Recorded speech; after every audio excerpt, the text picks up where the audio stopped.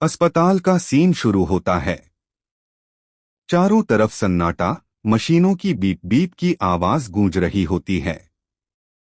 Camera धीरे धीरे ICU room की तरफ जाता है, जहां बेड पर ऐश्वर्या लेटी होती है।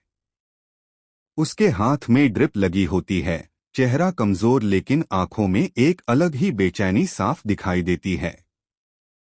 तभी दरवाजा खुलता है और अंदर दुआ आती है। दुआ के चेहरे पर डर और सवाल दोनों साफ नजर आ रहे होते हैं।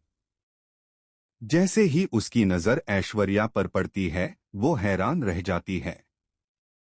दुआ धीरे धीरे ऐश्वर्या के पास जाती है और कांपती हुई आवाज में कहती है, ये कैसे हो सकता है?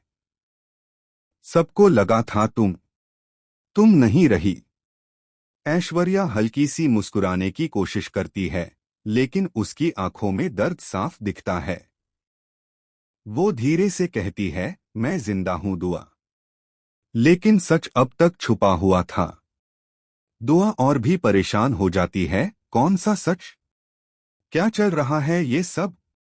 ऐश्वर्या गहरी सांस लेती है, जैसे बहुत दिनों से दबा हुआ राज बाहर लाने वाली हो। वो दुआ का हाथ पकड़ लेती है और कहती है, जो कुछ भी तुम्हारे साथ हो रहा है, वो सब एक प्लान का हिस्सा है।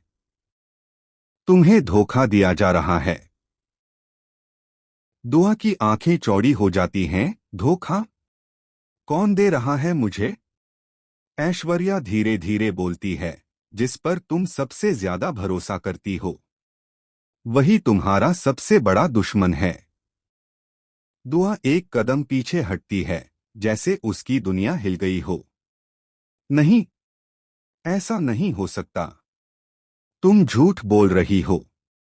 ऐश्वर्या की आंखों में आंसू आ जाते हैं, काश ये झूठ होता। लेकिन मैंने अपनी आंखों से सब देखा है।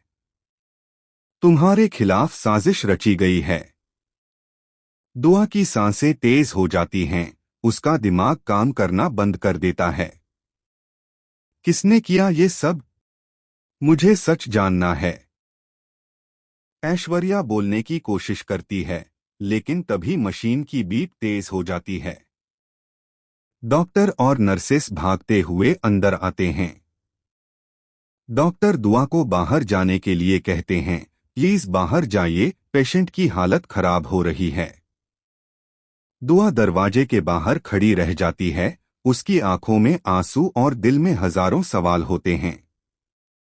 अंदर ऐश्वर्या कुछ कहने की कोशिश कर रही होती है, लेकिन उसकी आवाज मशीनों की आवाज में दब जाती है।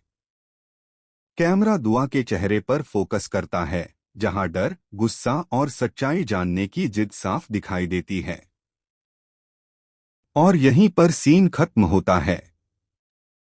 ले